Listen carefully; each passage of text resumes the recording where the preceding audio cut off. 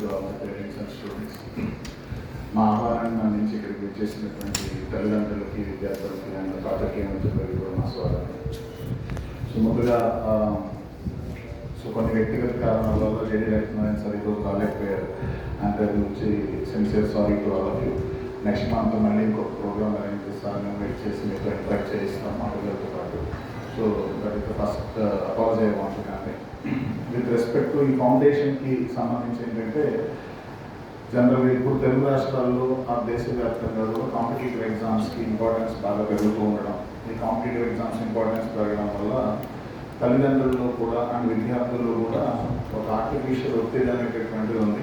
ఎందుకనంటే ఇప్పుడు స్కూల్ చదువుతున్నారు అనుకోండి స్టూడెంట్, ఈ స్కూల్లో చదివేటప్పుడు మన ఇంటి దగ్గర ఏదైనా స్కూల్ ఉంటే మంచి స్కూల్లో కదా మనం ఫీజు పే చేయగలుగుతామో లేదో చూసి జాయిన్ చేస్తాం. సేమ్ సిమిలర్లీ ఇంటర్మీడియట్ కూడా ఆ దగ్గరలో ఉన్నటువంటి కాలేజ్ ఏంటి మనకి ఎఫర్టబిలిటీ ఉందో లేదో చూసుకొని జాయిన్ చేస్తాం. కానీ ఆఫ్టర్ ఇంటర్మీడియట్ వచ్చేటప్పుడు ఎప్పుడైతే ఇంటర్మీడియట్ అయిపోతుందో స్టూడెంట్స్కి, ఇంటర్ తర్వాత నుంచి ఏ స్ట్రీమ్ తీసుకున్నా కూడా మనం కాలేజీని సెలెక్ట్ చేసుకోలేము, కాలేజీ మనం సెలెక్ట్ చేసుకుంటాం. సో కౌన్సిలింగ్ అనేటటువంటిది ఇప్పుడు ఉన్నటువంటి సిచ్యువేషన్లో మీరు ఎంపీసీ స్ట్రీమ్ తీసుకున్నా, బైపీసీ స్ట్రీమ్ తీసుకున్నా, ఎంఈసీ తీసుకున్నా, సిఈసీ తీసుకున్నా కానీ ఒక అండర్ గ్రాడ్యుయేషన్ లెవెల్ కోర్స్కి వెళ్ళినప్పుడు కంపల్సరీగా ఒక ఎగ్జామ్ ద్వారా ఎలిమినేషన్ అనేది జరుగుతుంది. సపోజ్ ఇంజనీరింగ్ విద్యార్థులకైతే జేఈ అనే ఎగ్జామ్ పెట్టి దాని ద్వారా సీట్స్ ఎలా ఇస్తున్నారు, వెబ్సైట్ అనే ఎగ్జామ్ పెట్టి దాని ద్వారా సీట్స్ ఎలా ఇస్తున్నారు. సిమిలర్గా ఒక మెడికల్ అయితే నీట్ ఎగ్జామ్ పెట్టిస్తున్నారు, అదే లా అయితే క్లాట్ ఎగ్జామ్ పెట్టిస్తున్నారు. సో ప్రజెంట్ ఉన్న పరిస్థితుల్లో ఒక నార్మల్ డిగ్రీ చేయాలి అన్నా కూడా మార్కుల ఆధారంగా, ఎగ్జామ్స్ ఆధారంగా ఎలిమినేట్ చేసి సీట్ ఇచ్చే పరిస్థితి ఉంది.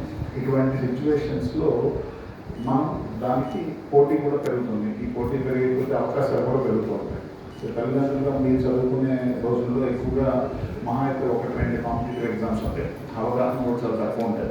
సపోజ్ ఇంటర్మీడియట్ అయిపోయిన తర్వాత మహా అయితే ఎంసెట్ ఎగ్జామ్ రాసేవాళ్ళు, ఎంసెట్ ఎగ్జామ్ కూడా రాసే అవగాహన లేనటువంటి వాళ్ళు నార్మల్ డిగ్రీ జాయిన్ అయ్యేవాళ్ళు. ఈ నార్మల్ డిగ్రీ జాయిన్ అయిన తర్వాత ఈ ఫర్దర్గా ఉన్నటువంటి కోర్సెస్ పోస్ట్ గ్రాడ్యుయేషన్ చేసి జాబ్ జాయిన్ అయ్యేటువంటి పరిస్థితి ఉండేది.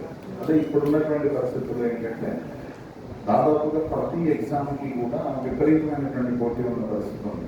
ఒక ఐఐటీస్లో తీసుకుంటే మీకు కేవలం 17,500 సీట్స్ ఉన్నాయి సూపరింటెండెంట్. దానికి దాదాపు 15 లక్షల మంది పోటీ పడేటటువంటి సిచ్యువేషన్ ఉంది. అంటే ఆల్మోస్ట్ ఒక్కొక్క సీట్కి 100 మెంబర్స్ పోటీ పడే పరిస్థితి ఉంది. సిమిలర్గా 1,00,000 మెడికల్ సీట్స్ ఉండే దేశవ్యాప్తంగా 25 లక్షల మంది పోటీ పడేటటువంటి సిచ్యువేషన్ ఉంది. ఇలాంటి ఉన్న పరిస్థితుల్లో జనరల్గా కొంచెం ముందే ప్రిపేర్ అవ్వాలి అనేటటువంటి మైండ్ సెట్ ఓవరాల్గా వచ్చింది. ఈ ఇప్పుడు చిన్న గవర్నమెంట్ స్కూల్స్ దగ్గర నుంచి మొదలు పెట్టుకుంటే నార్మల్ స్కూల్స్లో అన్ని స్కూల్ బోర్డులో మీరు ఐఐటి ఫౌండేషన్ అని చెప్పి చూస్తూ ఉంటారు. సో ఇప్పుడు ఐఐటి ఫౌండేషన్ అనగానే ఎక్కువ ప్రెజర్ ఏమో, ఎక్కువ చదవగలుగుతారో లేదో, మన పిల్లలకి అర్థమైతే లేదు, యాజ్ యూజువల్గా స్కూల్లో హోంవర్క్ చేయలేకపోతున్నాడు, మళ్ళీ ఇది ఎక్స్ట్రా పడినట్టు, ఇలా చాలా డౌట్స్ అనేటటువంటిది పేరెంట్స్కి ఉంటూ. సో ఇప్పుడు మనకి ఒకవేళ ఎంపీసీ అనేటటువంటి స్ట్రీమ్ తీసుకుంటే ఒక నార్మల్ ఇంజనీరింగ్ కాలేజ్లో మీరు సీట్ తెచ్చుకోవాలి, లేకపోతే ఒక ఎంసెట్ ద్వారా సీట్ జాయిన్ అవ్వాలి అని అనుకుంటే ఏ ఫౌండేషన్ లేకుండా కూడా 10th తర్వాత ఇంకా 2 years చదివితే కూడా సీట్ వచ్చింది. ఈవెన్ ఐఐటీలో కూడా సీట్ వచ్చే పరిస్థితి ఉంది, పిల్లలు మంచి టాలెంటెడ్ అయ్యి ఓన్లీ ఇంటర్మీడియట్ ఫోకస్ చేసినప్పుడు. బట్ అదేవిధంగా కానీ మనకి అవేర్నెస్ లేనప్పుడు ఏమనిపిస్తుంది అంటే అది ఏదో ఒక మంచి సీట్ వస్తే చాలా అనిపిస్తుంది. కొంచెం వివరాలు తెలిసిన తర్వాత ఐఐటీలో సీట్ వస్తే చాలా అనిపిస్తుంది. కానీ ఇంకా ఎక్కువ డీటెయిల్స్లోకి వెళ్ళే కొద్ది ఏమైతే అదే ఐఐటీలో కాదు ఫస్ట్ జనరేషన్ ఐఐటీలో రావాలనిపిస్తుంది, అదే ఫస్ట్ జనరేషన్లో కాదు ఐఐటి ముంబైలో రావాలనిపిస్తుంది, ఐఐటి ముంబైలో కాదు ఐఐటి ముంబైలో మళ్ళీ కంప్యూటర్ సైన్స్ రావాలనిపిస్తుంది. ఇలా మీరు ఒక్కొక్క లేయర్ పెరిగే కొద్దీ దాని యొక్క కాంపిటీషన్ అనేది ఇంకా పెరుగుతుంది.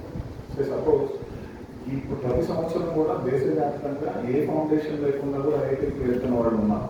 కానీ మీరు టాప్ 10 ర్యాంకులు తీసుకోండి, జేఈ అడ్వాన్స్డ్ ఎగ్జామ్లో టాప్ 10 ర్యాంక్స్ తీసుకుంటే 10కి 10 మంది ఫౌండేషన్ తీసుకున్న విద్యార్థులు.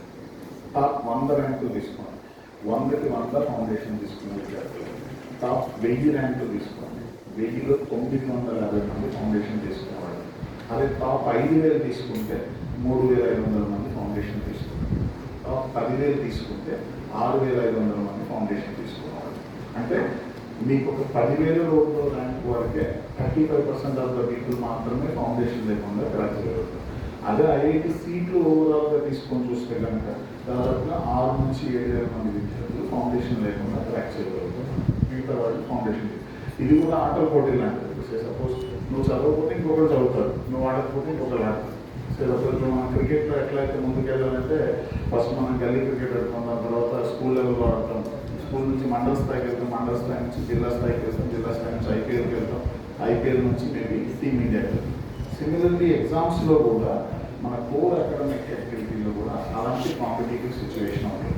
కానీ మనకు లేనటువంటి అవగాహన ఏంటంటే మనం సాధారణంగా పిల్లలు 10th క్లాస్కి వస్తున్నారు అనుకుంటున్నాం. 7th 8thలో ఉన్నప్పటి నుంచే వెంటనే అరే ఇంకో 2 ఏళ్ళలో 10th వస్తుంది, నువ్వు ఇవన్నీ బంద్ చేయాలి, నువ్వు బాగా చదవాలి. 8th వచ్చిన వెంటనే అరే నుండి టీవీ మొబైల్ ఇవన్నీ ఆపేయాలి, ఇంకా నెక్స్ట్ ఇయర్ 10th వస్తున్నాం.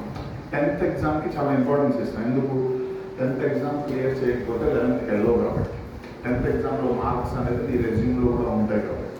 సిమిలర్లీ కానీ మనం పిల్లలకి ఇంట్రడ్యూస్ చేస్తున్నటువంటి మొట్టమొదటి కాంపిటేటివ్ ఎగ్జామ్